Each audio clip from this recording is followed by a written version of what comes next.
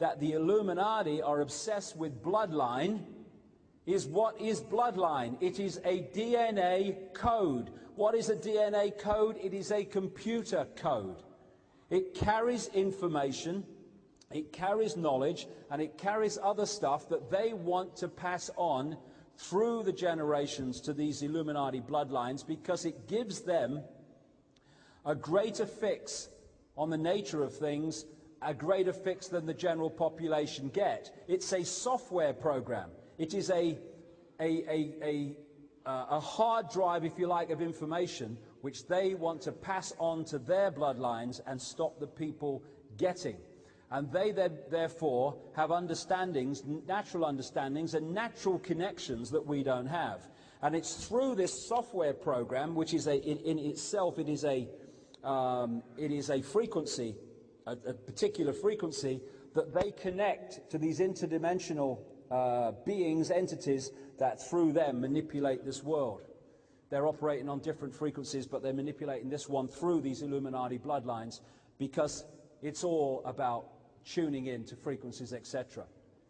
In the same way, we are transmitting information.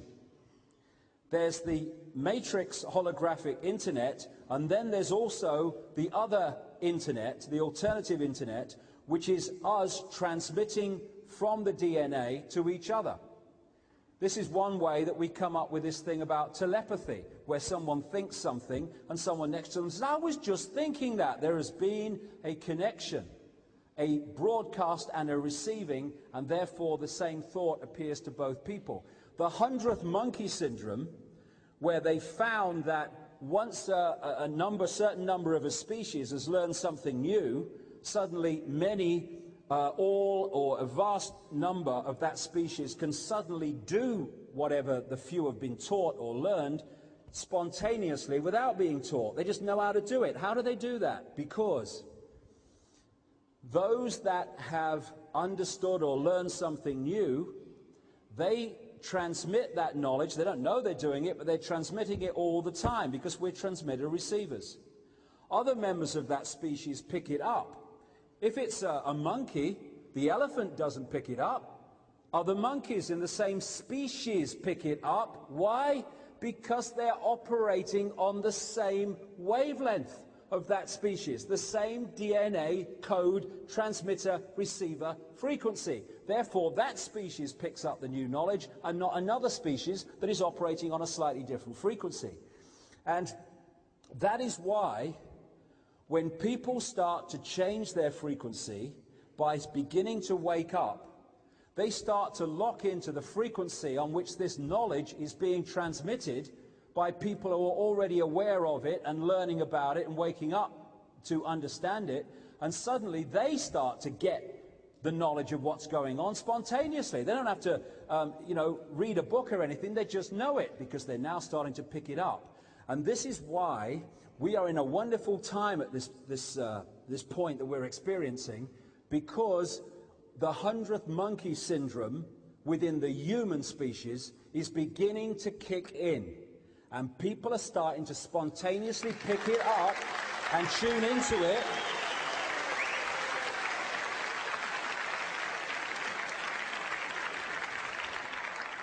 And that's what the microchip is really about, to suppress this process that I'm talking about, to shut us down from waking up and to shut others down from waking up as a result of this alternative internet and collective reality that we're talking about. Now, the 95% of DNA, they call junk DNA, kind of funnily enough relates to about the 90-odd% of reality that people, scientists say exists that we cannot perceive. And the real meaning of this other junk DNA is that that connects us to other levels of reality, connects us out into these other realms, these multidimensional realms. We're supposed to be multidimensional beings. We're supposed to be able to connect and perceive multidimensional reality. Just as when the consciousness leaves the body in a near-death experience, they say, I just had this unbelievably massive expansion of consciousness. I just could see and perceive everything. Yes, this is here to shut that down. It doesn't have to be, but that's the way it's what it's manipulated to do. And it's cutting us off from this 95% of DNA in awareness that holds us in the fractional part of DNA that relates to this perception. This is why people say, you know, we only use a tiny fraction of our brains. Well, we only use them in relation to this reality. The brain is a multidimensional computer that is possible to perceive infinite kind of realities. But that we're shut off from that by the manipulation of many other things, and therefore we say we only use part of our brains. No, we only perceive that part of the brain and perceive that we use that part of the brain that relates to this reality, because that's where we're seeing it from. We are incredible. This is incredible. It's a fraction of, we use it as a fraction of what's possible. What is reality? Whatever we believe it is. I saw this once. Where there is love, there is pain. Balls. No, no, no. Where there is love, there is pain. If you believe where there is love, there is pain. That's all it is. What we believe is what we experience. They want you to believe that where there is love, there is pain, because if you believe that, where you find love, you will have pain. And you'll relate love, oh, it's so painful, love. Oh, I don't like that very much. There is no spoon. What was that line by that child in the Matrix? It's not the spoon that bends, it is only yourself. Yes, because it's only is here. The spoon's in your bloody head. Therefore, we perceive it bends. The spoon don't actually bend, because there is no frickin' spoon except as a decoded energy field in our head that takes a holographic form. All these things. It's a miracle. No, it's not a miracle. It is the natural process of infinite possibility. You perceive it is a miracle because you are perceiving from the point of sense of constant total limitation. Therefore, anything that happens beyond your sense of limitation becomes a miracle. Not a miracle. How can you run through fire and not get burned just because you've programmed your mind not to perceive that you're going to get burned? Because an illusion can only burn an illusion if you believe it can.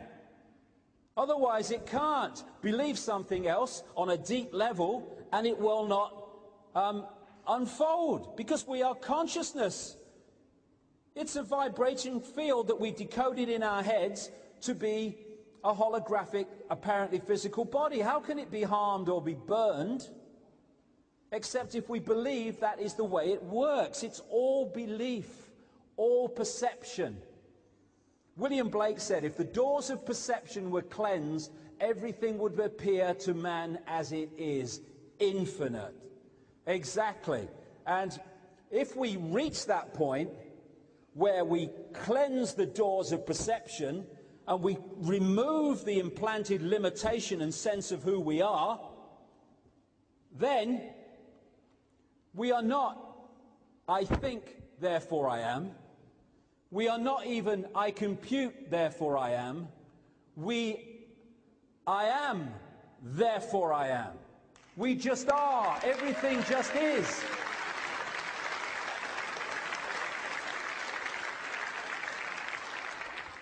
This is the freedom of limitless perception that this whole global conspiracy is designed to shut us out from, to deny the perception of, so that we operate within the frequency and belief system that allows the few to control the many. When we realize there are no many, but just one infinite I, controlling that becomes a nightmare.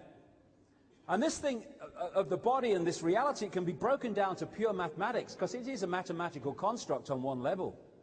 It can be broken down to numbers. This is why we get kind of numerology and how these sequences of numbers, and this is why the Illuminati play with numbers, like I've mentioned briefly, but there's enormous detail to go with that on another occasion. The DNA, it all breaks down, everything breaks down into numbers on one level, and the codes and the frequency fields that it works with. Again, the DNA can be broken down in numbers, H, C, G, and T as they call them. They're the matrix numbers. And